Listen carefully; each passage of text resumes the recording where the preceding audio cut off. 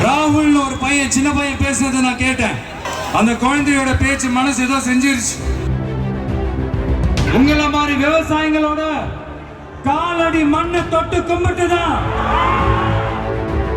நம்ம விவசாயிகள் பாதிக்கிற இந்த திட்டத்துக்கு எதிராக சட்ட போராட்டம் நடத்தவும் தயங்க மாட்டோம்னு சொல்லியிருந்தோம். இந்த பிரச்சனையில நான் உங்களோட உறுதி அளிப்பேன். இந்த விமான நிலையத்தையும் தாண்டி இந்த திட்டத்துல அவங்களுக்கு ஏதோ ஒரு லாபம் இருக்குது. ஏகனாபுரம் ஊருக்குள்ள வந்து அந்த திடல்ல தான் உங்க எல்லாரையும் மீட் பண்ணணும்னு நினைச்சேன். ஆனா எனக்கு பர்மிஷன் கிடைக்கல.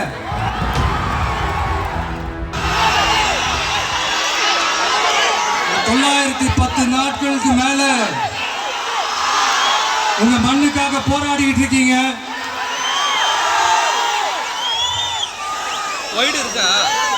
உங்க போராட்டத்தை பத்தி ராகுல் ஒரு பையன், சின்ன பையன் பேசுனதை நான் கேட்டேன். அந்த குழந்தையோட பேச்சு மனசு ஏதோ செஞ்சிருச்சு. உடனே உங்க எல்லாரையும் பார்க்கணும்னு தோணுச்சு. உங்க எல்லாரையும் கூட பேசி ஆகணும்னு தோணுச்சு. உங்க எல்லாரும் கூட நான் நிற்பேன், தொடர்ந்து நிற்பேன் சொல்லணும்னு தோணுச்சு.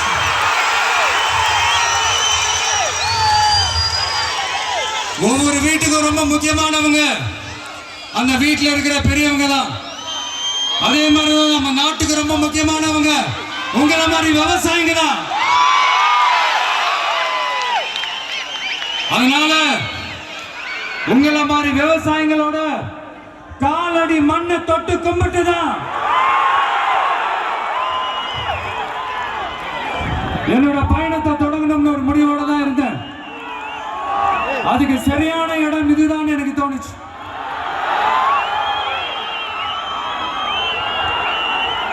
என்ன உங்க வீட்டில் இருக்கிற ஒரு மகனா என்னோட கள அரசியல் பயணம் உங்களோட ஆசீர்வாதத்தோட இங்கிருந்து தான் தொடங்குது. நம்மளுடைய முதல் மாநில மாநாட்டில் நம்ம கட்சியினுடைய கொள்கையை பத்தி நான் எடுத்து சொன்னேன்.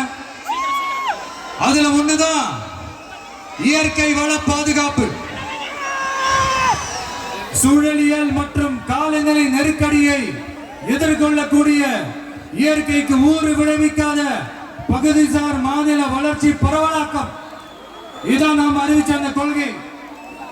இதான் நான் இங்க சொல்றதுக்கு காரணம் ஓட்டு அரசியலுக்காக இல்ல.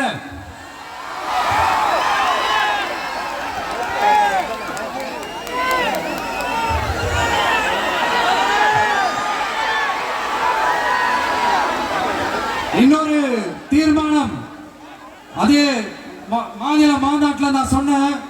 அது வந்து விவசாய நிலங்கள் பாதுகாப்பு கொள்கை தீர்மானம். அதுல காஞ்சிபுரம் மாவட்டம் பரந்தூரில் 1000க்கும் மேற்பட்ட ஏக்கர் பரப்பளவில் 13 நீர்நிலைகளை அழிச்சு சென்னையை நிரந்தரமாக வெள்ளக்காடாக்கும் இத்திட்டத்தை ஒன்றிய மாநில அரசுகள் கைவிட வேண்டும் வலியுறுத்தின. அது மட்டுமில்லாம இந்த மண்ணுக்காகவும் மக்களுக்காகவும் நம்ம விவசாயிகள் பாதிக்கிற இந்த திட்டத்துக்கு எதிராக சட்ட போராட்டம் நடத்தவும் தயங்க மாட்டோம்னு சொல்லியிருந்தோம். அதை இங்க உங்க முன்னாடி ரொம்ப ஸ்ட்ராங்கா வலியுறுத்துறேன். இந்த பிரச்சனையில நான் உங்களோட உறுதி அளிப்பேன்.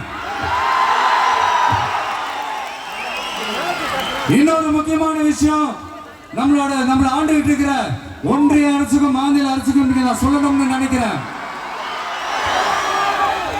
நான் இங்க வளர்ச்சிக்கு எதிரானவெல்லாம் கிடையாது. ஏர்போர்ட்டே வரக்கூடாதுன்னு நான் சொல்லல. இந்த இடத்துல வரக்கூடாதுன்னு நான் சொல்றேன்.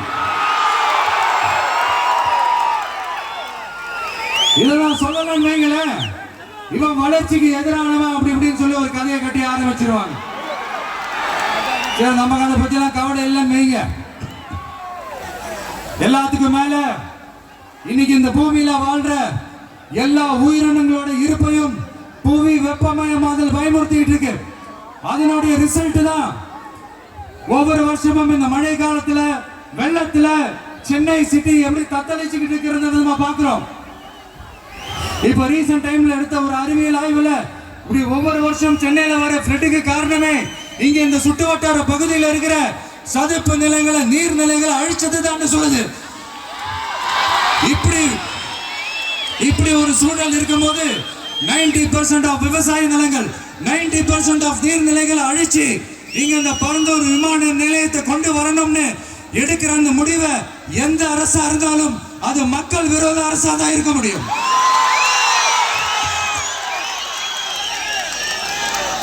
இப்ப சமீபத்தில் நம்ம அரிட்டாப்பட்டி பகுதியில் அந்த டங்ஸ்டன் சுரங்கம் அமைக்கிறது எதிர்த்து தமிழ்நாடு அரசு ஒரு தீர்மானம் ஒன்று கொண்டு வந்தாங்க.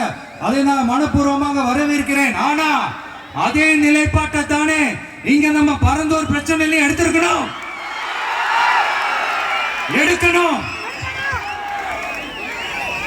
எப்படி அரிட்டாப்பட்டி பகுதி மக்கள் நம்ம மக்களோ அதே மாதிரி தானே பரந்தூர் மக்களும் நம்ம மக்கள். அப்படித்தானே ஒரு அரசாங்கம் யோசிக்கணும். ஆனா அப்படி செய்யலையே. ஏன் செய்யல? ஏன்னா இந்த விமான நிலையத்தையும் தாண்டி இந்த திட்டத்தில் அவங்களுக்கு ஏதோ ஒரு லாபம் இருக்குது.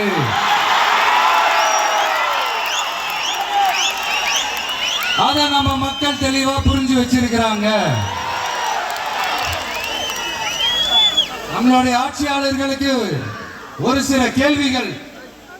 நீங்க எதிர்கட்சியா இருக்கும் போது 8 வழிச்சாலையை எதிர்த்தீங்க, அந்த காட்டுப்பள்ளி துறைமுகத்தை எடுத்தீங்க. அதே தானே இங்கேயும் அதே நிலைப்பாடு தானே இங்கே எடுக்கணும்.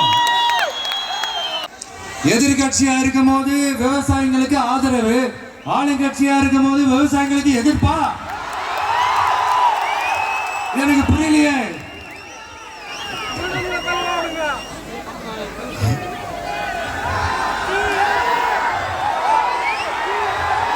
அதனால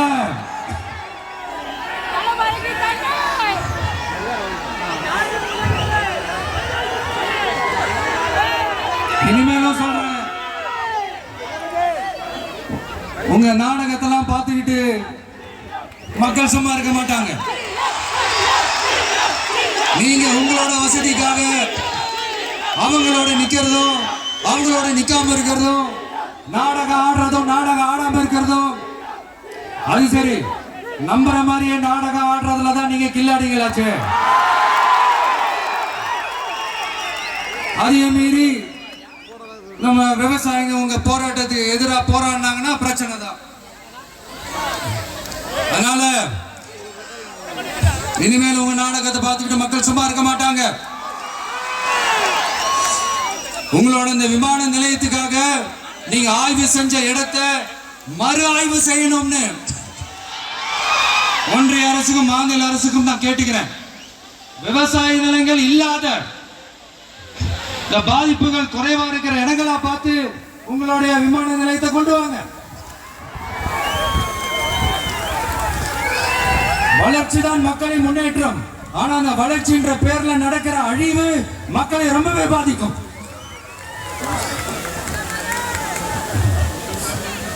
நீங்க எல்லாரும் உங்களுடைய ஊர் கிராம தேவதைகளான கொல்லமெட்டால் அம்மன் மேலையும்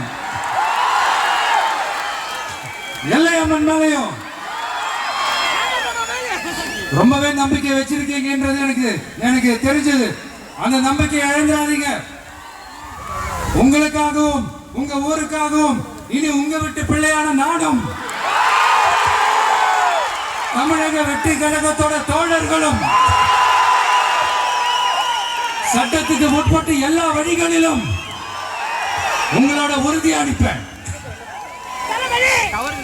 உங்களோட ஊருக்குள்ள ஏகனாபுரம் ஊருக்குள்ள வந்து அந்த திடல்ல தான் உங்க எல்லாரையும் மீட் பண்ணணும்னு நினைச்சேன். ஆனா எனக்கு பர்மிஷன் கிடைக்கல. இங்கதான் பர்மிஷன் கொடுத்தாங்க. நான் ஏன் ஊருக்குள்ள வரணும் தடைன்னு எனக்கு தெரியல. இப்படிதான் கொஞ்ச நாளைக்கு முன்னாடி நம்ம புள்ளிங்க ஒரு நோட்டீஸ் கொடுத்ததுக்கு தடை விதிச்சாங்க. ஒரு துண்டு சீட்டு நம்ம பிள்ளைங்க கொடுத்ததுக்கு. அது ஏன்னு எனக்கு புரியல. அதனால கான்பிடண்டா இருங்க, நல்லதே நடக்கும். வெற்றி நிச்சயம். மீண்டும் சந்திக்கும் வரை நன்றி, வணக்கம்.